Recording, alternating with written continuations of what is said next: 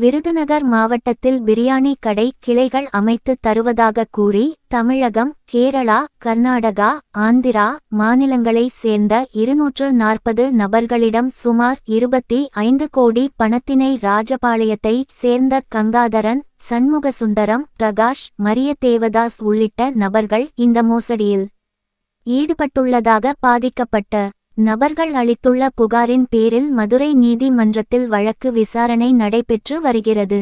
இதுகுறித்து பாதிக்கப்பட்ட நபர்கள் கூறியதாவது: சம்பந்தப்பட்ட மோசடி நபர்கள் முதலீட்டாளர்களிடம் ஒப்பந்தம் போடும்போது, நீங்க எதுவும் செய்ய வேண்டாம், நாங்களே பிரியாணி சமைத்து கொடுப்பதுடன் கடையின் வாடகை உள்ளிட்ட இதர செலவுகளையும் நாங்களே ஏற்றுக்கொள்வதுடன் லாபத்தில் 10 விழுக்காடு பங்கு தருவோம் என்று ஆசை வார்த்தை கூறி ஒரு கிளைக்கு சுமார் 5 லட்சம் முதல் 15 லட்சம் ரூபாய் வரை வசூலிக்கப்பட்டுள்ளது.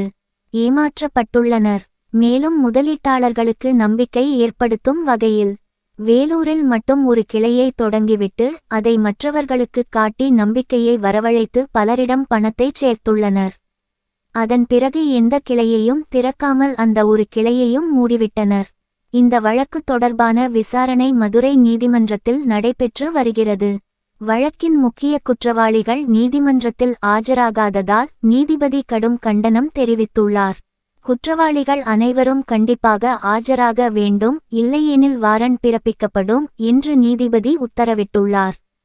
மேலும் உயர் நீதிமன்றம் உத்தரவிட்ட குறைந்தபட்ச தொகையான 12 லட்சத்தை கூட கட்டவில்லை என்றால் பிணையை பேல் ரத்து செய்ய நேரிடும் என்றும் எச்சரித்துள்ளார். சுமார் 1.5 ஆண்டுகள் ஆகியும் இதுவரை ₹1 கூட மீட்கப்படவில்லை என்று பாதிக்கப்பட்டவர்கள் கவலை தெரிவித்துள்ளனர். பண பரிமாற்றங்கள் அனைத்தும் ஆன்லைன் மூலமாகவே நடந்துள்ளதால் காவல்துறை விரைந்து நடவடிக்கை எடுத்து பணத்தை மீட்டு தர வேண்டும் என்று அவர்கள் கோரிக்கை விடுத்துள்ளனர். இந்த வழக்கில் காவல்துறையினர் மெத்தனம் காட்டுவதாகவும் உரிய நடவடிக்கை எடுத்து தங்களுக்கு நீதி பெற்று தர வேண்டும் என்றும் முதலீட்டாளர்கள் கண்ணீர் மல்க தெரிவித்துள்ளனர். இந்த மோசடி தொடர்பாக விருதுநகர் பொருளாதார குற்றப்பிரிவில் 140க்கும் மேற்பட்டோர் புகார் அளித்துள்ளனர் என்பது குறிப்பிடத்தக்கது. தேவதாஸ், மரியநாயகம் மற்றும் ஒரு 2-3 பேர் இருக்காங்க. இன்னைக்கு ஒரு 2 பேர் தான் அப்பீர் ஆனாங்க. மீதி எல்லாருமே ஜட்ஜியை நாளைக்கு கண்டிப்பாக அத்தனை அக்யூஸ்டும் நாளைக்கு அப்பீர் ஆகணும்னு சொல்லியிருக்காரு. ரொம்ப கடுமையாக சொல்லியிருக்காரு.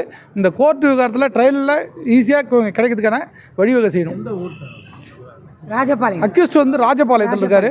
அதனால தான் பொருளாதார குற்றப்பிரிவு விருதுநகரில் கொடுத்துருக்கோம். இந்த ஜூரிஸ்டிக்ஷனில் தான் வருது, மதுரை ஜூரிஸ்டிக்ஷனில். இப்போ இங்கே எல்லாம் வந்திருக்கவங்க எல்லாருமே தமிழ்நாட்டிலேருந்து எல்லா மொழிலேருந்து வந்திருக்கவங்க. இல்லை சார், அவர் சும்மா ஃபோக்கஸாக ஒரு நிறுவனத்தை ரெடி பண்ணி அது நான் ரன் பண்ணுறேன்னு சொல்லிட்டு இல்லை இணையதளம் மூலிமா நிறைஞ்சவங்க, நேராக பார்த்தவங்க, டைரெக்டாக பார்த்தவங்க எல்லாருமே ஆன்லைனில் தான் பணம் கொடுத்துருக்காங்க. யாரும் கையில் பணம் கொடுக்கல, ஆன்லைனில் தான் பணம் கொடுத்துருக்காங்க. இந்த ஆன்லைனில் வாங்கின பணத்தை அவர் எப்படி செலவு பண்ணியிருக்கான்றது கண்டிப்பாக ஆன்லைனில் போயிருக்கோம். இதை போலீஸ் விரைந்து நடவடிக்கை எடுத்து இவங்களெலாம் பணத்தை திருப்பி கொஞ்சம் சீக்கிரமாக மீட்டு தரும்படி அன்போடு கேட்டுக்கிறேன்.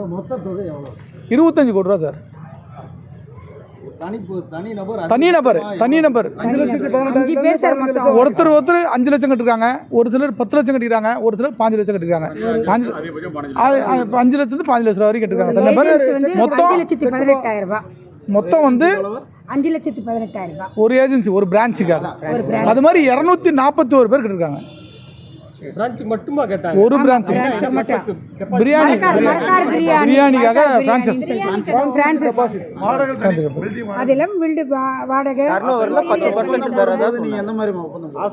ஒப்பந்தம் போடுறப்ப என்ன சொன்னார்னா, உங்களுக்கு வாடகை நாங்கள் தரோம், அதாவது நீங்கள் எதுவுமே பண்ணோம், நாங்கள் பிரியாணி பண்ணி கொண்டு வந்து கொடுத்துருவோம், அதில் 10% உங்களுக்கு கொடுப்போம்.